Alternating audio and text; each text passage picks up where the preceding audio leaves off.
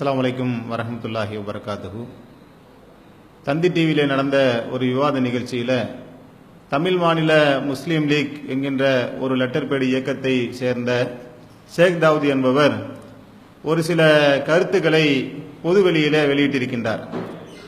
இவர் வெளியிட்டிருக்கக்கூடிய இந்த கருத்தை நாம் பார்த்தோம் என்று சொன்னால், 2016 தேர்தலில் முக்கிய பங்காற்றுமா மதம் என்கின்ற தலைப்பில் தந்தி டிவியில ஒரு விவாத நிகழ்ச்சி நடைபெற்றது. இந்த நிகழ்ச்சியில பலதரப்பட்ட மக்களும் அழைக்கப்பட்டார்கள். அதில் ஷேக் தாவூத் என்று சொல்லக்கூடிய ஒரு அதிமுக அடிமையும் அழைக்கப்பட்டிருந்தார். இந்த அதிமுக அடிமை என்ன விஷயத்தை சொல்கின்றார் என்று சொன்னால், அந்த நெறியாளர் ஒரு கேள்வி கேட்கிறார். இடஒதுக்கீடு என்கின்ற ஒரு வாக்குறுதி அதிமுக அரசால் கொடுக்கப்பட்டது. இஸ்லாமியர்களின் இந்த கோரிக்கையை இந்த அரசு நிறைவேற்றவில்லையே, இது தேர்தலில் பிரதிபலிக்குமா என்ற கோணத்தில் கேள்வியை வைக்கிறார். இந்த கேள்விக்கு இவர் என்ன பதில சொல்றாருனாக்கா, இஸ்லாமியர்களுடைய கோரிக்கை என்று யார் சொன்னா? அப்ப நெறியாளர் சொல்றாரு, இல்ல சில அமைப்புகள் அந்த கோரிக்கையை பல அமைப்புகள் இந்த கோரிக்கையை வைத்தார்கள் என்று அமைப்புகளுடைய பெயர்களை தௌஜமாத் உட்பட பல அமைப்புகளுடைய பெயர்களை நெறியாளர் பட்டியல் போடுறாரு. அப்ப அமைப்புகள் என்று சொல்லுங்க, நீங்க இஸ்லாமியருடைய கோரிக்கை என்று சொல்லாதீர்கள் என்று பயங்கரமா என்ன செய்யறாருன்னு சொன்னாக்கா, ஒரு வாதத்துல ஒரு திறமையா பேசுற மாதிரி தன்னுடைய கருத்துக்களை வெளியிடக்கூடிய காட்சியை பார்க்கிறோம். இஸ்லாமியர்களுடைய ஜீவாதார பிரச்சனையாக இருக்கக்கூடிய இந்த இடஒதுக்கீட்டுக்காக லட்சக்கணக்கான மக்களை களத்திலே திரட்டி பல போராட்டங்களை நடத்தி 3.5% இடஒதுக்கீட்டை தமிழகத்தில் நாம பெற்றோம். இந்த இடஒதுக்கீட்டிலும் கூட இன்னும் முறையாக அதை அமுல்படுத்தவில்லை, அது இன்னும் அதிகப்படுத்தி தர வேண்டும் என்கின்ற கோரிக்கையை பல கட்டங்களாக தமிழ்நாடு தௌஹீத் ஜமாத் சார்பாகவும் அனைத்து இயக்கங்களுடைய சார்பாகவும் வைக்கப்பட்டு கொண்டே வருகின்றது. இந்த ஒரு காலகட்டத்தில் இந்த அதிமுக அடிமை ஷேக் தாவூத் இந்த கருத்தை பொதுவெளியில லட்சக்கணக்கான கோடிக்கணக்கான மக்கள் பார்க்கக்கூடிய இந்த பொதுவெளியில இது இஸ்லாமியர்களுடைய கோரிக்கை இல்லை என்று சொல்லி இருப்பது ஒரு படு கேவலமான ஒரு விஷயமாக இருப்பதை நாம பார்க்கின்றோம். அந்த நெறியாளர் கூடுதலாக என்ன சொல்றாரு, சரி இஸ்லாமியர்கள் சொல்லல, ரங்கநாத் மிஸ்ரா போன்ற கமிஷன்கள் இதை சொல்லதானே செஞ்சிருக்கிறாங்க. அத அதிமுக ஜெயலலிதா அம்மையார் அவர்களே 2006 தேதியில அதுக்காக ஆணையம் அமைத்தார்கள். 2011 அவங்க நாங்க தேர்தல் அறிக்கையுடைய வாக்குறுதியாக கொடுத்தாங்க. அப்ப இதெல்லாம் ஜெயலலிதா ஏற்றுக்கொண்ட ஒரு விஷயத்தை ஏன் செய்யல, 5 ஆண்டுகள் முழுமையாக ஆட்சி செய்தார்களே என்று கரெக்டா அந்த பாயிண்ட் எடுத்து கேட்கக்கூடிய நேரத்தில் அவர் சொல்லக்கூடிய பதில் என்னவா இருக்கு, அம்மா ஆட்சி நல்லாட்சி, அம்மா செய்யணும்னு நினைச்சாக்கா செய்வாங்க, மக்களுக்கு என்ன தேவை என்பதை அவர்கள் விளங்கி வைத்திருக்கிறாங்க. அந்த அம்மையாரே சொல்றாங்க, இதற்காகத்தான் ஆணையம் அமைத்திருக்கேன்னு சொல்லி 2006 சொன்னாங்க, ஆனா வரல, தோத்துட்டாங்க.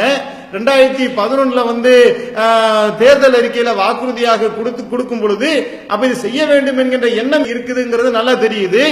அந்த எண்ணத்தை செயல்படுத்தக்கூடிய வகையில மெஜாரிட்டி ஆட்சியாக அமைந்திருக்கக்கூடிய நேரத்தில் சொன்ன வாக்குறுதிக்கு நேரடியாக பச்சையாக மாறு செய்திருக்கக்கூடிய நேரத்தில் மக்களை நம்ப வைத்து முஸ்லிம்களை ஏமாற்றி இருக்கக்கூடிய இந்த நேரத்தில் இந்த கேள்வி பொது வழியில வைக்கப்பட்ட போது, ஒரு இஸ்லாமியர்களுக்கு இஸ்லாமிய சமுதாயத்தின் மீது நலம் விரும்பக்கூடியவராக இருந்தால் என்ன சொல்லி இருக்கணும்? ஆமா சொன்னாங்க தான், செய்யல. இந்த கோரிக்கையை செயல்படுத்தி இருந்தால் அனைத்து இஸ்லாமியருடைய ஓட்டுகளும் அவர்கள் அள்ளி இருக்கலாம், இதை இந்த செய்ய தவறிட்டாங்க என்று பொதுவெளியில சொல்வதை விட்டுவிட்டு தனக்கும் தன்னுடைய குடும்பத்துக்கும் கிடைக்கக்கூடிய பிச்சை பதவி சுகத்துக்காக காசு பணத்துக்காக இது மாதிரியான முதுகெலும்பில்லாத அடிமைகள் டிவியில தோன்றி பேசக்கூடிய இந்த நிகழ்வுகளை நாம் பார்க்கிறோம். இதை விட கேடுகட்ட அடிமை சேவகம் செய்தவர்களை எல்லாம் தூக்கி குப்பையில தூக்கி போட்டாச்சு. இவனுக்கு என்ன நினைக்கிறானுங்க, நம்ம இந்த மாதிரியான ஒரு ஜால்ரா அடிச்சோம் என்று சொன்னால், இது மாதிரி புகழ்ந்து பேசணும் என்று சொன்னா, மாண்புமிகு அம்மா முதலமைச்சர் அப்படின்ற மாதிரியான வாசக அமைப்பெல்லாம் போட்டுக்கிட்டு பெரிய அளவில் நம்ம ஜால்ரா தட்டிக்கிட்டே இருந்தோம் சொன்னா நமக்கு பதவி பவுசு கிடைக்கும் என்று நினைக்கின்றார்கள். இதுல 2 விஷயத்தை நாம பார்க்க வேண்டும். இது மாதிரி ஜால்ரா அடிச்ச கூட்டங்கள் எல்லாம் ஒரு கட்டத்துல ஓரங்கட்டி இருக்கக்கூடிய நிலைமைகள் அதிமுகவில் நிறைய ஜால்ரா அடிமைகள் இப்படி ஓரங்கட்டி இருக்கக்கூடிய நிலையை நாம பார்க்கிறோம். அதே போல அதிமுக அரசு இது மாதிரி ஜால்ரா அடிப்பதற்கென்றே சில 4 பேரை வைத்துக் கொண்டு இது மாதிரியான வேலையை செய்யும் என்று சொன்னால் அது இஸ்லாமிய மக்கள் மத்தியில் கடும் வெறுப்புணர்வை ஏற்படுத்தும். ஒன்னும் கொடுக்கவும் இல்லை, கொடுக்காதது சரி என்பதை போல நியாயப்படுத்தி பேசக்கூடிய வேலையை வேற செய்தால் அது கண்டிப்பாக வரக்கூடிய தமிழக தேர்தலில் அது கடும் விளைவை மக்கள் மத்தியில ஏற்படுத்தும் என்பதை நாம இதன் மூலியமாக தெரிவித்துக் கொள்கின்றோம். சச்சார் கமிஷன் சொல்லியிருக்கக்கூடிய நிலைமை இன்னைக்கு தமிழகத்தில் மாறிடுச்சா? கல்வியிலையும் வேலை வாய்ப்பிலையும் முஸ்லீம்கள் முன்னேறிட்டாங்களா? தமிழகத்தில் 10% இருக்கக்கூடிய முஸ்லீம்கள் காவல்துறையில் எவ்வளவு இருக்காங்க? இந்த மாதிரி கல்வியில எத்தனை சதவீதம் முன்னேறி இருக்காங்க? அனைத்து துறைகளும் முன்னேறி இருக்கிறாங்களா? அந்த நிலைமை ஏற்பட்டுருச்சா? மக்களுக்கு என்ன தேவை என்பதை அம்மா பார்த்து செய்வாங்க என்று சொன்னா என்ன மாறிடுச்சு? தமிழகத்தில் அதே 2% 3% தான் கல்வி வேலை வாய்ப்பு அனைத்து துறைகளிலும் முஸ்லிம்கள் பின்னடைஞ்சு இருக்கிறாங்களே. இது எந்த மாற்றமும் வராத நிலையில முழு மெஜாரிட்டியோட இருந்த தமிழக அரசு பல திட்டங்களை அவர்கள் தேர்தல் அறிக்கையில சொல்லி அதையெல்லாம் திட்டமிட்டு செய்து அதை வைத்து நாங்க தேர்தல் பிரச்சாரம் செய்வோம் என்றெல்லாம் மாறுதட்டக்கூடியவர்கள் முஸ்லிம்களுடைய விஷயத்துல மட்டும் திட்டமிட்டு கழுவறுக்கக்கூடிய வேலையை செய்து முதுகுல குத்தக்கூடிய வேலையை செய்திருக்கின்றார்கள். இதற்கு இந்த ஷேக் தாவூத் என்று சொல்லக்கூடிய அதிமுக அடிமை வக்காலத்து வாங்கி பேசியது ஒரு வன்மையாக கண்டிக்கத்தக்க விஷயம் என்பதை நாம் சொல்லிக் கொள்கின்றோம். அதே போல இஸ்லாமிய சமுதாயத்தினுடைய சார்பாக இஸ்லாமிய அமைப்புகள் சொல்றாங்கன்னு சொல்லுங்க, இஸ்லாமியர்களுடைய கோரிக்கை என்று சொல்லாதீர்கள். இஸ்லாமியருடைய கோரிக்கை யார் எடுத்து சொல்லுவா? எப்பேற்பட்ட கூமுட்டையா இருப்பான் பாருங்க. இஸ்லாமியருடைய கோரிக்கைகளை இஸ்லாமியர்களுக்காக அமைப்பு நடத்தக்கூடியவர்கள் தான் எடுத்து சொல்லுவாங்க. ஒரு இஸ்லாமியர்களும் தனித்தனியா அவங்க பேட்டி கொடுத்துக்கிட்டு இருப்பாங்களா? அந்த இஸ்லாமியர்களை ஒருங்கிணைக்கக்கூடிய லட்சக்கணக்கில் திரட்டி காட்டக்கூடிய 10 லட்சம் பேர் பங்கேற்கக்கூடிய மாநாடுகளை திரட்டி அந்த மக்களுடைய சார்பாக நாம் நம்முடைய ஜமாத்தின் சார்பாக கோரிக்கை வைக்கும் பொழுது அது இஸ்லாமியருடைய கோரிக்கை இல்லையா, சில அமைப்புகளுடைய கோரிக்கையா? நீ என்ன அமைப்பு வச்சு நடத்துற? லெட்டர் பேரை வச்சுக்கிட்டு 4-10 பேரை வச்சுக்கிட்டு அப்ப நீ சொல்ற கருத்தெல்லாம் இஸ்லாமியருடைய கருத்தாயிருமா?